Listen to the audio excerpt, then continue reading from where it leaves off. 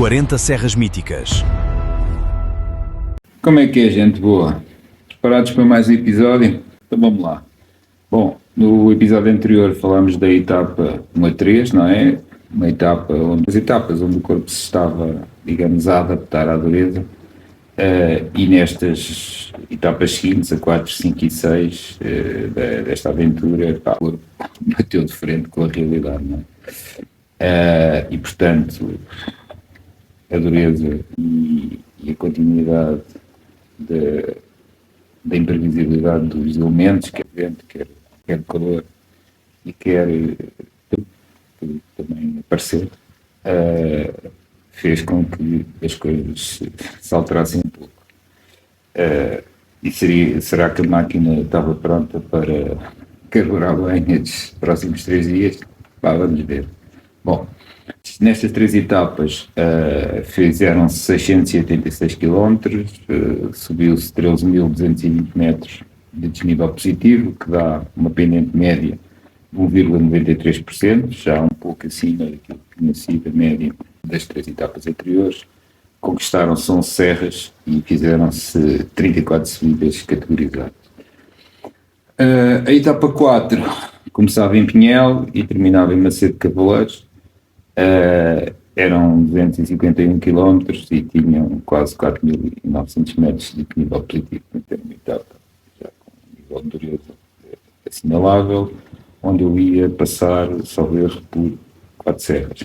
Mais uma vez arranquei cedo, portanto arranquei às 5h24, era de noite, mas depois, quando começou a clarear, o amanhecer foi brutal. Estava uma super lua no horizonte, mas no meu caso no horizonte traseiro, porque eu estava a dirigir-me para nordeste, não é? Para cruzar o Douro e passar para o norte interior de Portugal, mas ainda assim, de vez em quando, algumas curvas deu para olhar para a lua e de facto estava uma lua cheia, fantástica. O percurso até o início da subida para a Serra da Marofa, que foi logo ali aos 25 km, descia inicialmente, mas depois subia, portanto tinha um primeiro patamar até se começar efetivamente a subir para os últimos 4 km de acesso à Serra da Marofa. Tinha que subir e tinha que voltar a descer, porque a Serra da Marofa, chegas lá assim, já não tens para onde ir. A subida é muito bonita, uma vista fantástica. À medida que vamos subindo, vamos encontrando uma série de casas em pedra que são tipo santuários com nomes diferenciados, tudo muito religioso. E quando chegas lá acima, está lá um Cristo Rei, não do tamanho aqui deste que temos na Almada, mas uma dimensão também assinalável. E estava um dia bonito, foi porreiro. Desci e depois foi basicamente a descer até encontrar o Douro e começar a subir para Vila Nova de Foscoa. Também foi ali uma subidinha de 7 km, mais ou menos a 7% de média, que pronto, já exigiu algum esforço. A minha ideia era talvez fazer a primeira paragem em Vila Nova de Foscoa, mas estava tudo fechado, portanto eu devo lá ter chegado e por volta das 8. O sítio onde eu queria parar estava fechado e depois também não tinha mais nada a ver. Era um sítio onde eu já tinha parado numa outra aventura. E então pensei, bom, vou seguir e se calhar paro em Torre de Moncorvo. Vila Nova de Foscoa era sempre a descer até ao Pocinho, onde se voltava a encontrar o Douro, e daí do Pocinho até Torre de Moncorvo, foi uma subida constante, mas ainda foram para aí, se calhar, uns 12 km para subir.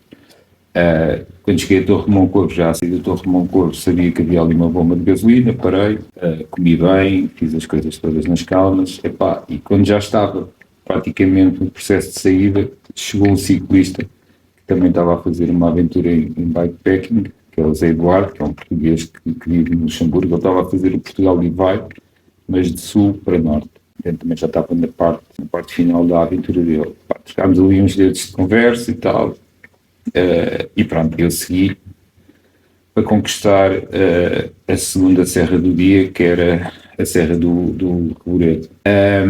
A Serra do Reboredo tem ali a parte final da subida é um bocadinho mais agressiva, aos últimos 3, 4 km, mas até lá, como já vinha a subir desde o Pocinho, portanto aquilo em altitude, e portanto foram só os últimos 3, 4 km que foram um bocadinho mais difíceis. Mas é também uma zona que, pá, não há sombras, e é aquela paisagem, montes e vales, nas encostas do Douro. E portanto depois andei por ali pela Serra do Rodreiro durante uns bons quilómetros, ir a descer, a apanhar ali subidas de 2, 3 quilómetros, mas com algum nível de inclinação. E a ideia era parar no Freixo de Espada-a-Cinta.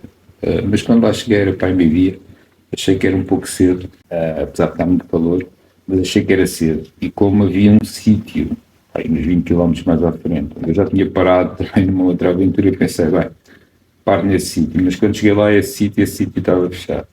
E então tive que continuar, e depois, pá, uns 15 km mais à frente, encontrei um sítio para poder parar. A ideia era almoçar mesmo sentado, como deve ser. Epá, mas dentro do restaurante que eles tinham, estava tanto calor, pá, que eu abortei o almoço e decidi comer qualquer coisa mais leve. Cá fora na esplanada, que estava à sombra, apesar de estar muito calor, mas à sombra estava-se bem. Pá, tive ali um grande bocadão a comer e a beber, e depois segui a conquistar a Serra do Mogador e passar no Mogador, na população do Mogador, onde também fiz uma paragem. Epá, tem que ser, não há hipótese. Quando estão estas temperaturas, quando estão temperaturas acima dos 35 graus, não há hipótese. Parei lá um bocado, uma bomba de gasolina, tive lá a conversa com o senhor do sítio. Portanto, a bomba de gasolina tinha uma espécie de... E aquilo era explorado com um senhor já com muita idade, daqueles cafés, não tem quase nada. Mas pronto, eu lá consegui descobrir aquilo que eu precisava para comer. Tive ali a conversa com o senhor, ele contar a história da vida dele. E pronto, essas coisas também são agradáveis e também fazem parte da aventura. Não podemos fazer isto sempre em correria, não é? E portanto, estes momentos também são momentos de relaxo e de descontração que libertam o cérebro do esforço. Saí dali, segui caminho, sabia que ia ter uma descida muito grande até um rio que agora, não vos consigo dizer qual era o nome do rio, mas é um rio conhecido. E depois aí tinha uma parte a subir. Quando comecei a descer para esse rio, já estava a ver a Serra de Bornes à distância, as eólicas, e portanto sabia que ia naquela direção. Depois de chegar ao rio, esse bocado de subida, que não foram para aí também uns 6 ou 7 km, fez relativamente bem, exposto ao sol, com muito calor, naturalmente, mas as pendentes não eram muito agressivas e era mais ou menos constante, portanto dava para ir num ritmo certinho. À medida que me fui aproximando da Serra de Bornes, quando estava para aí, sei lá, uns 15 km, voltei a parar novamente, porque estava mesmo terrível o tempo. Atestei e tal, e comecei a subir para a Serra de Bornes, com um bocadinho de vento, e quando já estou praticamente no topo da Serra de Bornes e vou virar à direita para ir às antenas, que eram para aí 100 metros verticais que eu tinha que fazer, 1,5 km, estou pondo aqui a estrada, é trilho, e pronto, tive que fazer uma alteração de planos, e portanto não fiz, porque eu ia subir às antenas e depois ia continuar pelo cume da Serra de Bornes para ir dar a Macedo de Cavaleiros. Portanto, fazia a serra toda por cima e depois descia e, fazer 15 km de terra batida, sem saber como é que a terra batida estava lá em cima do cume, não é? Ao longo das eólicas. Eu decidi que não valia a pena arriscar, apesar de eu estar com pneus 35, sempre o risco de um corte no pneu e eu não queria pôr a aventura em risco. Portanto, acabei de fazer a Serra de Bornes até aos 1030 metros, ficou-me a faltar 100 e picos metros de subida vertical para lá e mesmo acima, mas não deu paciência, encontrei uma rota alternativa, contornei a serra e fui direto a Macedo de Cavaleiros. E pronto, cheguei a Macedo de Cavaleiros, eram 100 e picos, o hotel era porreiro, e pronto, despachei-me, fui jantar, comi uma francesinha, mas demorei imenso tempo, começou a dar câimbras nas mãos, nos dedos. Um gajo a cortar a francesinha e a dar-me câimbras, parecia um alajado, mas não me consegui safar.